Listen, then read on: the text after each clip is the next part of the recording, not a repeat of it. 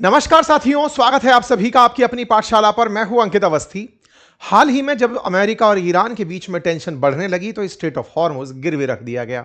दुनिया को मिलने वाला कतर से एलएनजी रुक गया। स्ट्रेट ऑफ हॉर्मुज पार करके आने वाला सऊदी, इराक, कुवैत सभी जगह से आने वाला तेल रुक गया। तमाम प्रकार की बाधाओं को पार करते कराते देश में अगर कोई तेल पहुंच रहा था, गैस पहुंच रहा था, तो उसका ट्रैवल कॉस्ट, टाइमिंग कॉस्ट इतना था कि लगते लगते कीमतें बढ़ गई।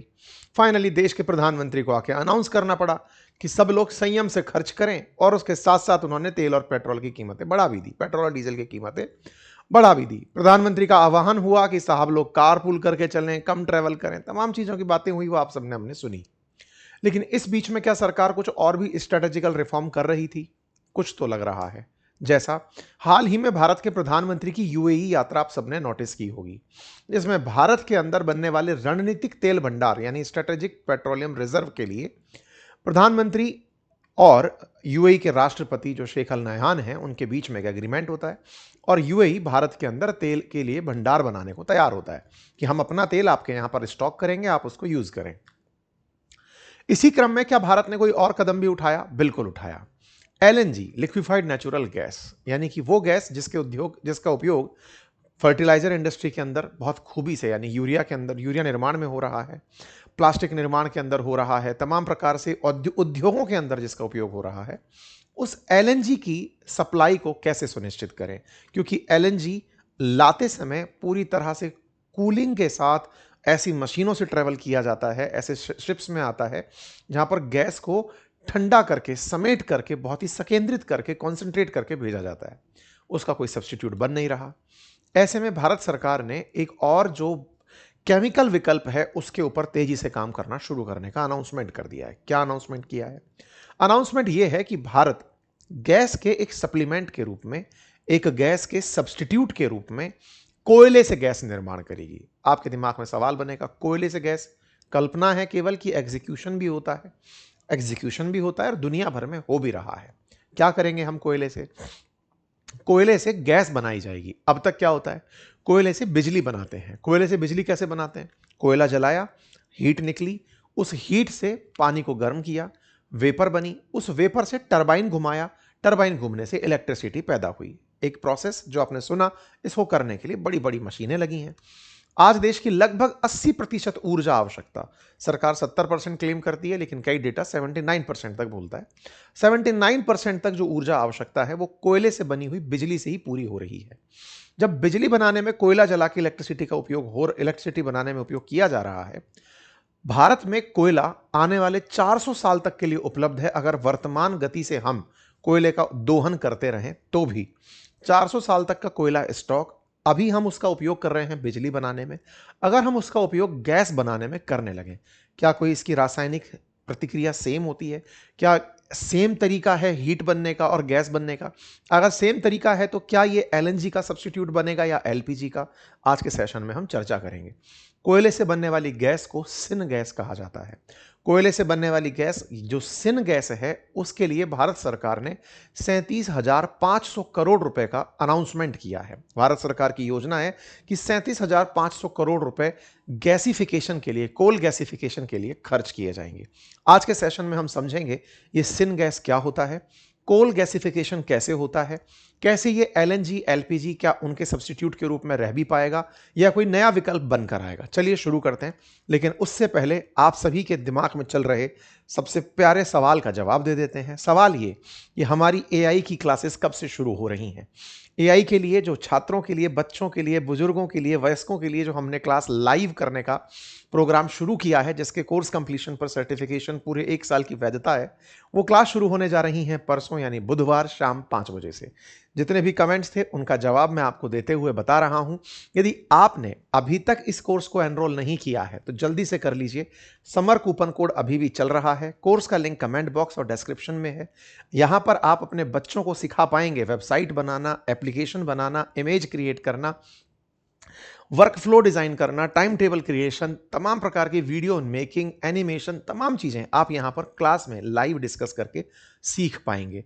पूरी 1 साल की वैधता के साथ ये उपलब्ध है।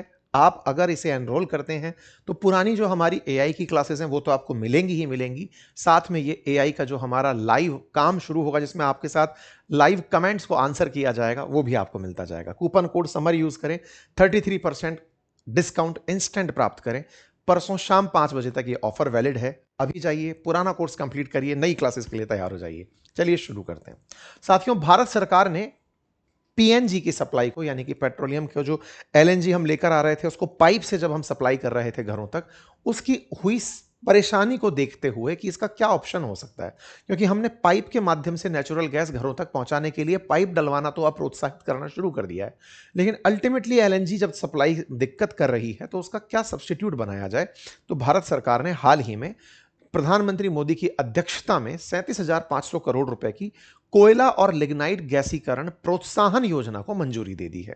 यह पीआईबी की कटिंग है जिसमें cabinet approve scheme of promotion of surface coal lignite gasification project with a financial outlay of 37,500 crore रुपए। क्या होता है ये?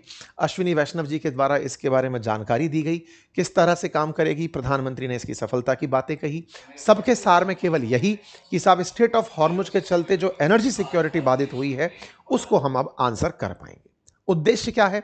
2030 तक 100 मिलियन टन कोयले के गैसीकरण का लक्ष्य है, यानी 100 मिलियन टन हर साल प्रति साल कोयले को गैस में बदल करके लक्ष्य की पूर्ति की जाएगी।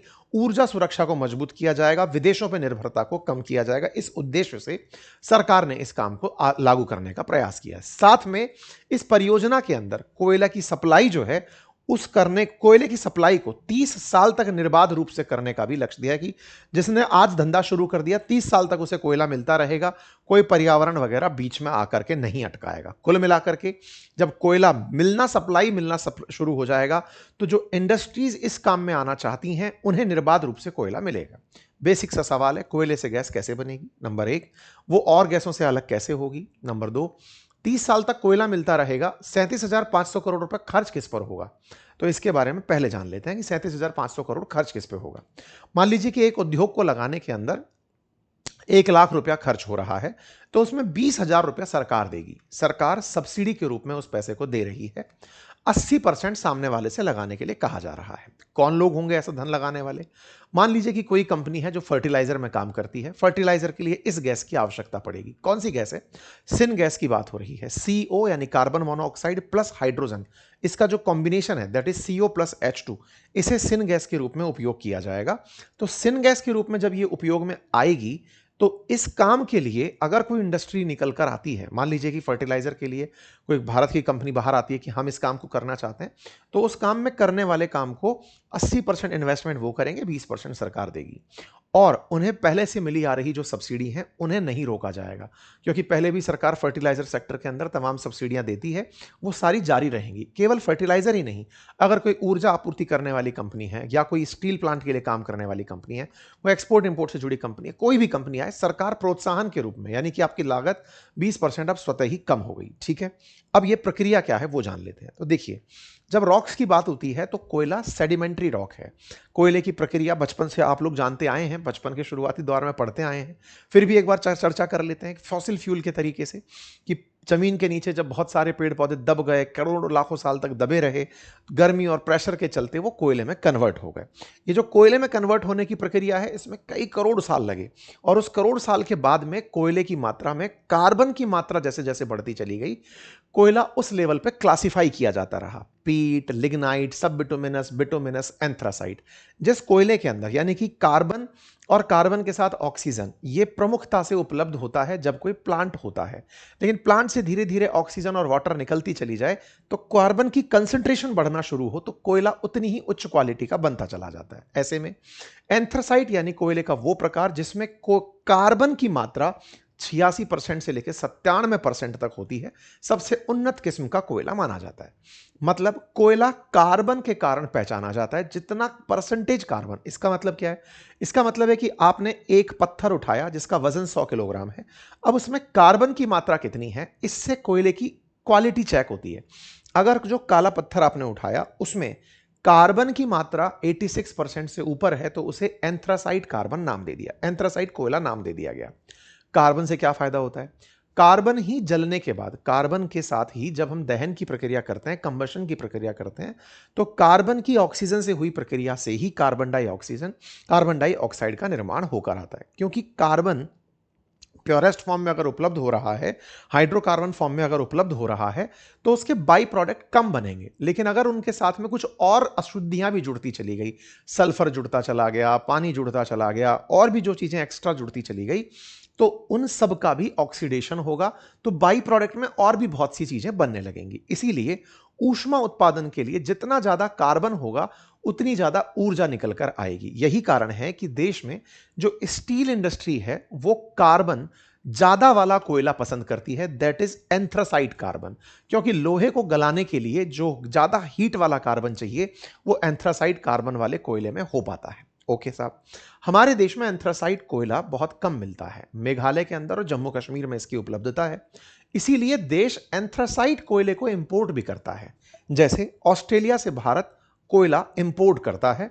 ऑस्ट्रेलिया में माइंस जो हैं वो अडानी ने इसी कारण से परचेज की थी कि वहां का कोयला वो बेच करके दोनों तरफ से, यहां पर पोर्ट हैं और वहां पर कोयले की माइंस हैं, तो पैसा बनाएगा। ये पुराना मामला हो चुका है जिसका ऑस्ट्रेलिया में बहुत विरोध भी हुआ था। इसकी चर्चा हमने पहले भी की है। तो ये तो हुआ एंथ्रासाइट का मामला। भारत में जो कोयला सबसे ज्यादा मिलता है वो बिटुमिनस कोयला है। बिटुमिनस कोयले के अंदर जो कार्बन की मात्रा है वो 45% से 80% के बीच में कहीं भी हो सकती है। भारत में जो बिटुमिनस कोयला है और इससे पहले वाला लिग्नाइट कोयला है। लिग्नाइट कोयला जिसके अंदर कोयले की मात्रा 35% तक है, 25 से 35%। इस कोयले से कार्बन मोनोऑक्साइड प्लस हाइड्रोजन पैदा करने की प्लानिंग है। हमारे यहां जो बिजली उत्पादन भी होता है वो भी बिटुमिनस और लिग्नाइट से ही होता है। इन दोनों से ही बिजली का उत्पादन किया जाता है। बिजली का उत्पादन कैसे होता है? कार्बन को कोयले को जलाया जा रहा है और जलाकर के जो हीट निकल रही है उससे वाटर वेपर तैयार की जा रही है। वाटर वेपर पानी को जला के, पानी को उबाल के, और उससे टरबाइन घुमाकर बिजली का उत्पादन होता है। भारत के अंदर जो कोयले का भंडार है वो 400 अरब टन के अराउंड माना जाता है और भारत दुनिया में दूसरा कोयला उत्पादक है। पहले नंबर पर चाइना का नंबर आता है। दुनिया में जितना भी कोयला फिलहाल यूज हो रहा है उस कोयले का 51% जो उपभोग है, यानी कि मान लीजिए 100 किलो कोयला धरती से निकलता है तो 51 किलो अकेला चाइना निकालता है। उसके बाद भारत का नंबर आता है जो 11% कोयला बाहर निकाल करके यूज कर रहा है। भारत में कहां कहां से निकलता है? तो उड़ीसा, झारखंड, छत्तीसगढ़, पश्चिम बंगाल, मध्य प्रदेश, ये पूरा की पूरा दक्कन ट्रैप जो है वो इस कोयला उत्पादन के लिए जाना जाता है, जहां की जमीन से कोयला बाहर निकल कर आता है। ठीक है, कौन सा कोयला है? तो बिटुमिनस का उपयोग सबसे ज्यादा होता है और इसी से हम लोग बिजली पैदा करते हैं।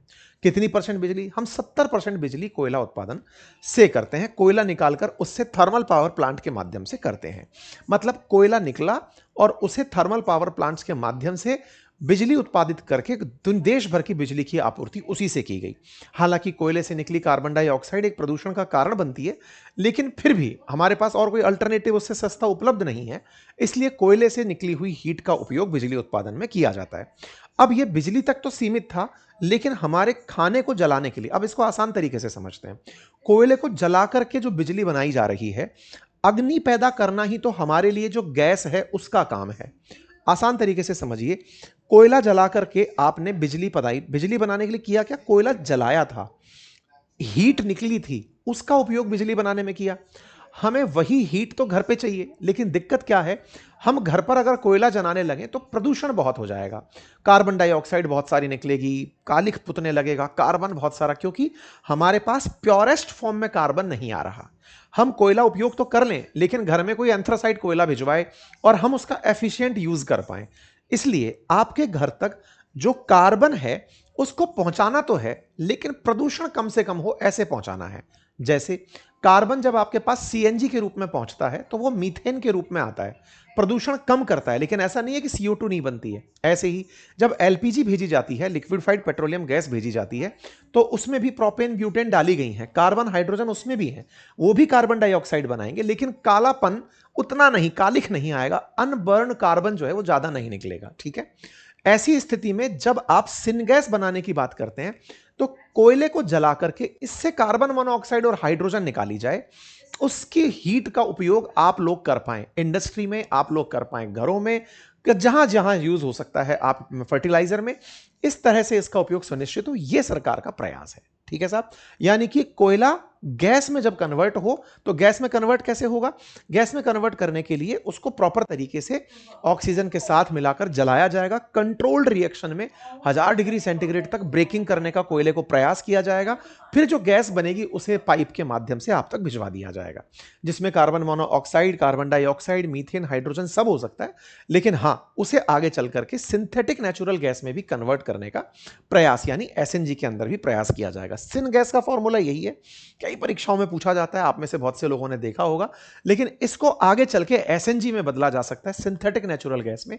इसकी और रिएक्शंस कराकर मीथेन में बदला जा सकता है, यानी कि आने वाले समय में यह एलएनजी का सब्स्टिट्यूट बन सकता है। सिन गैस के जो बनने वाले उत्पाद हैं उनमें आपके सामने ये तमाम अमोनिया, यूरिया, ये तमाम चीजें, पेट्रोकेमिकल ईंधन वगैरह सब शामिल हैं। तो कुल मिलाकर के हम क्या करने की तैयारी में हैं?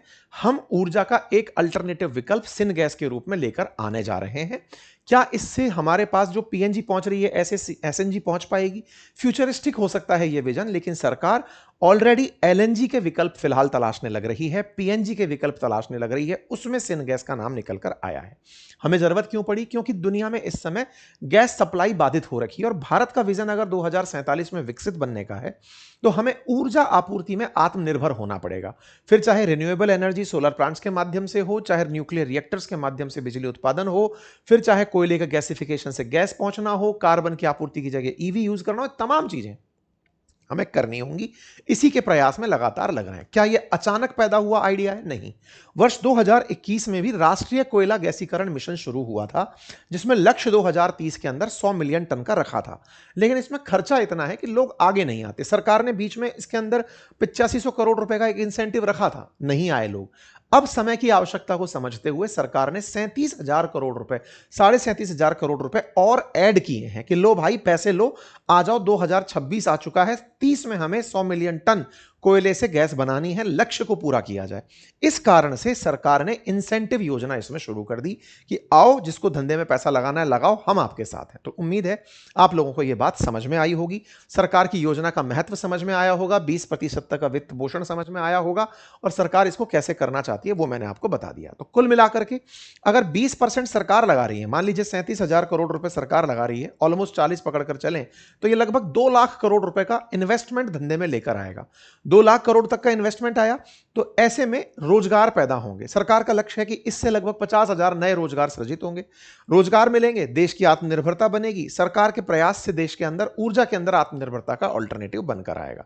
ठीक है, क्या दुनिया में और कोई देश ऐसा करता है? बहुत सारे देश ऐसा करते हैं, कोई चाइना करता है, जापान करता है, तमाम देश इस तरह से ही उपयोग में लेकर आ रहे हैं। ठीक है साहब, उम्मीद है कि आप सभी साथियों को यह जानकारी समझ आई हो। जानकारी समझ आई हो तो साथियों से साझा करें। कोई भी दिमाग में दुविधा है तो कमेंट में साझा करें, उसके साथ चर्चा कर ली जाएगी। फिलहाल के लिए इतना ही। अपना ख्याल रखें, बड़ों का सम्मान करें, छोटों को प्यार दें और अपना व्यक्तित्व इस प्रकार से विकसित करें कि महिलाएं आपके साथ सुरक्षित और सम्मानित महसूस करें। और हाँ, आखिर में सबसे जरूरी चीज, इस बुधवार शाम 5 बजे से एआई की लाइव क्लासेस शुरू होने जा रही हैं। ज्वाइन करने के लिए लिंक कमेंट बॉक्स में दिया गया है, जाइए ज्वाइन करिए, समर कूपन कोड का इस्तेमाल करिए और 33% डिस्काउंट पूरे 1 साल की वैलिडिटी के साथ ज्वाइन कर लीजिए। धन्यवाद।